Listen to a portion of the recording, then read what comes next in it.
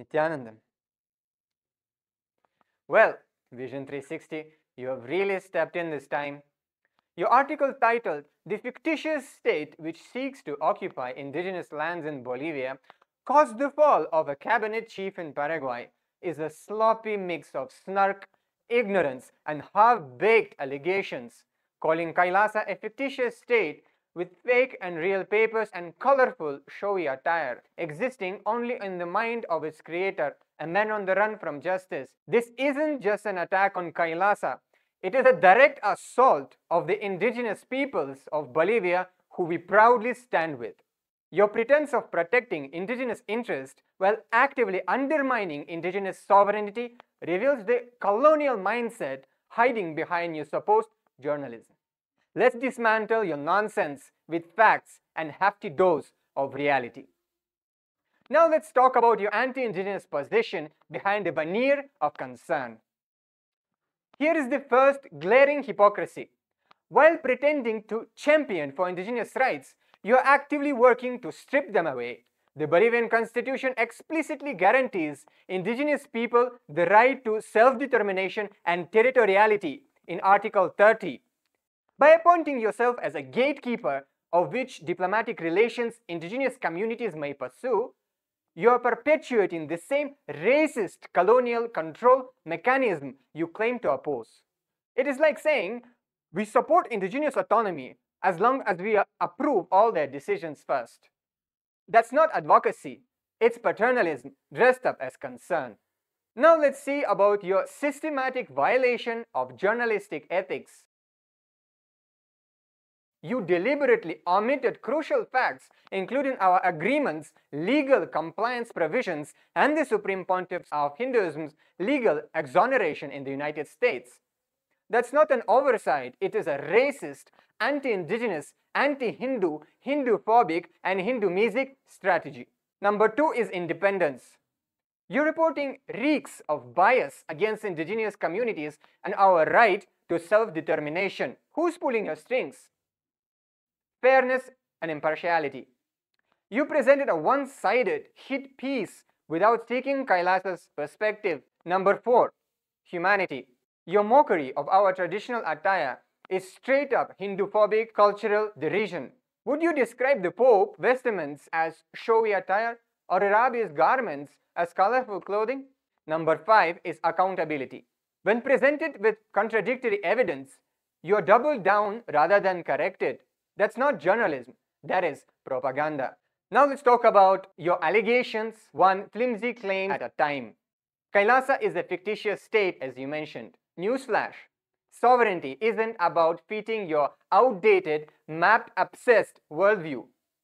You're a media outlet, not the United Nations. And by the way, even the United Nations itself declares it has no authority to recognize a state. That's right.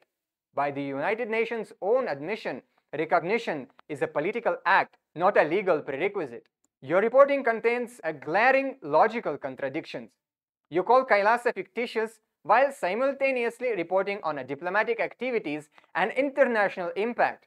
If we are imaginary, then how did we establish relations that led to a cabinet chief resignation in Paraguay? How have we signed agreements with indigenous communities? Your own reporting defeats your argument.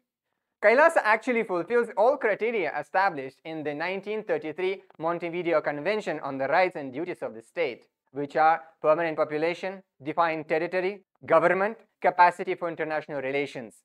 And KAILASA fulfills all of these 4 characteristics. The Montevideo Convention explicitly states that the political existence of the state is independent of recognition by other states. Just a quick question, are Taiwan, Kosovo, or Palestine states? Some say yes and others say no. But the right to self-determination doesn't hinge on unanimous consensus. It is enshrined in international law. Now you claim with the fake and real papers and colorful showy attire. Oh, you went there, attacking our paperwork and our wardrobe?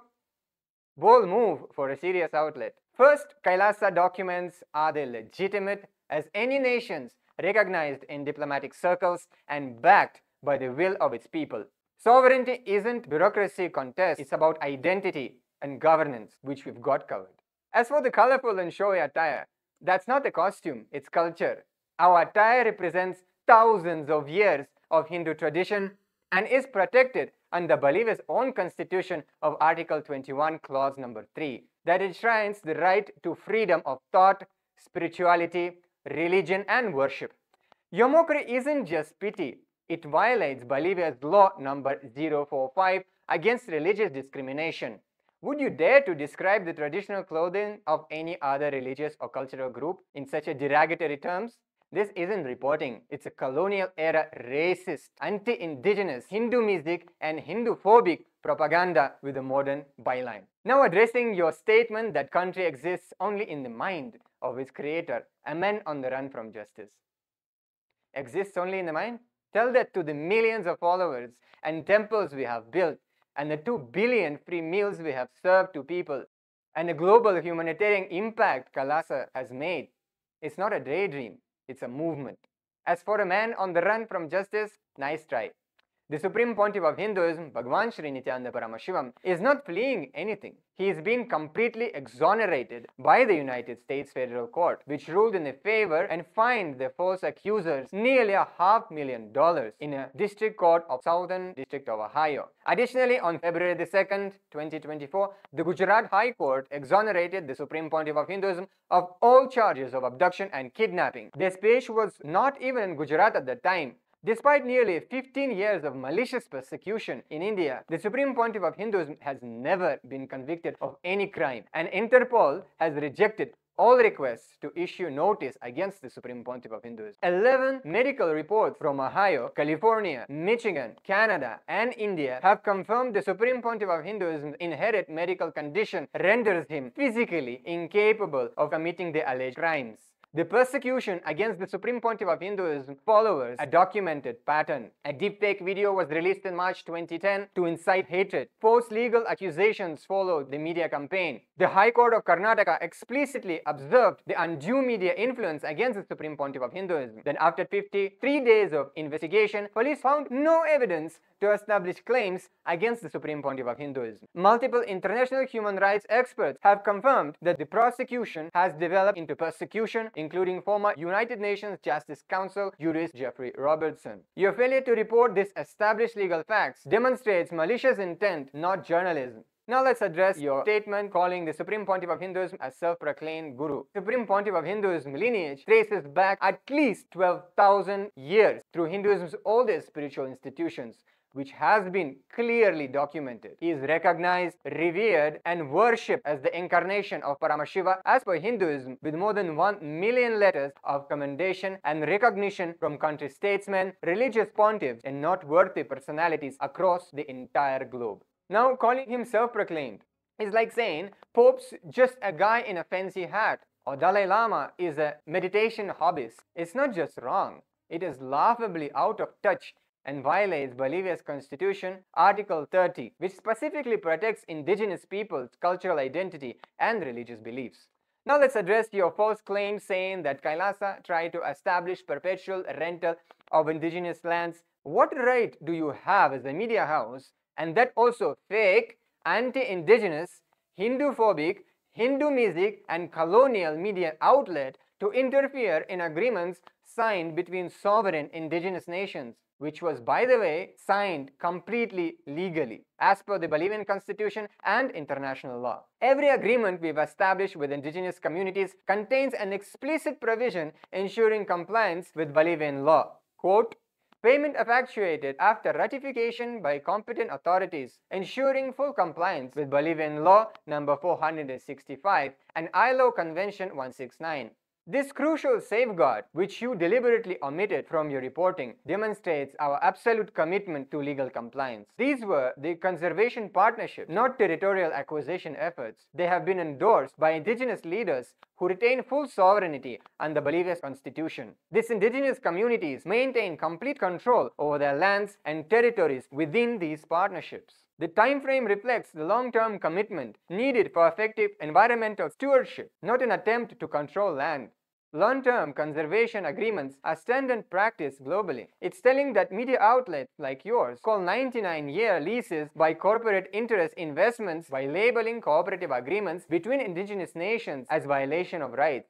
This double standard exposes your true agenda, Vision 360. Now let's address your false claim saying that KAILASA is supposedly located on an island in the Pacific Ocean. Where have we claimed this? We have never claimed this. These are the false rumors perpetuated by lazy, fake media outlets like yours. KAILASA has never claimed ownership of any island of Ecuador coast. This clarification was published on KAILASA's official website on March 17, 2023, predating your false reporting. And we have already disclosed many of our sovereign territories of KAILASA, which can be actually found on our website at kailasa.org. Why don't you do some actual research before publishing your fake, anti-indigenous, racist articles? Now your abusive statement, which included saying that KAILASA have 2 billion inhabitants. Your mockery claim, what is known about KAILASA, that it would have more than 2 billion of inhabitants. Let's clarify. Statistically, there are 2 billion born and practicing Hindus worldwide.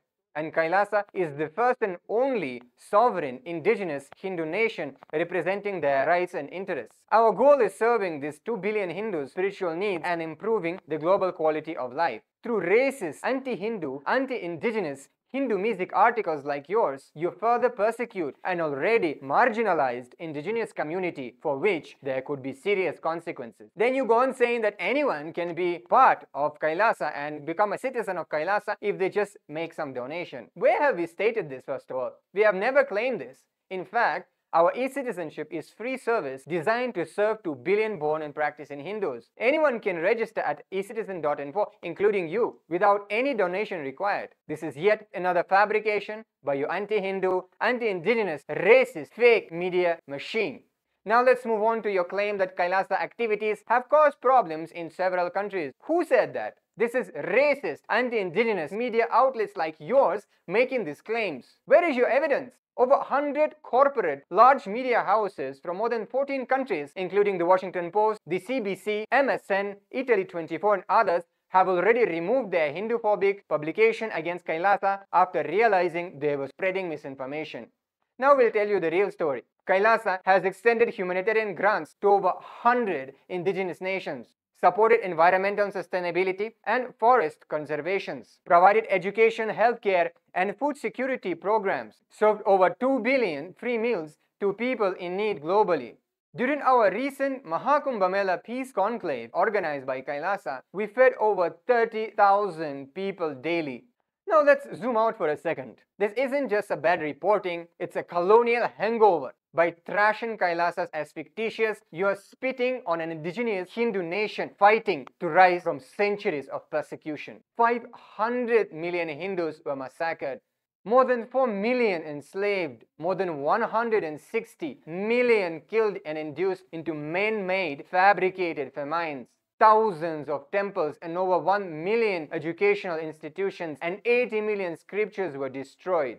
KAILASA represents the revival of these indigenous traditions that colonizers attempted to eradicate. Your snark isn't clever. It's complicitly an ongoing cultural erasure and genocide. Now let's address some of the legal violations in your reporting. Your hit piece is not just sloppy, it is legal mess. And here now we'll see what you have violated. You have violated Bolivia's own constitution, Article 4, 21 and 30, Article 98 and 403. You have violated the Law 045 against racism and all forms of discrimination. You have violated Law number 73, recognizing indigenous jurisdictional authority. You have violated Law number 1257, ratifying ILO Convention 169. You have violated international instruments including the American Convention on Human Rights, ICCPR, and UNDRIP. This isn't journalism, it's liability. Better lawyer up. Now conclusion. 6 major outlets, the Washington Post, the MSN, the Week, Outlook, Dinamalar, Italy 24 and many others already backtracked after they called out their anti-Hindu racist propaganda. Now you are on the deck.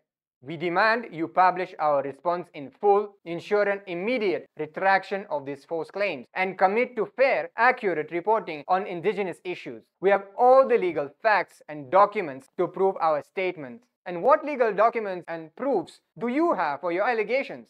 Your anti-indigenous, anti-Hindu, racist media is spreading misinformation against persecuted indigenous communities.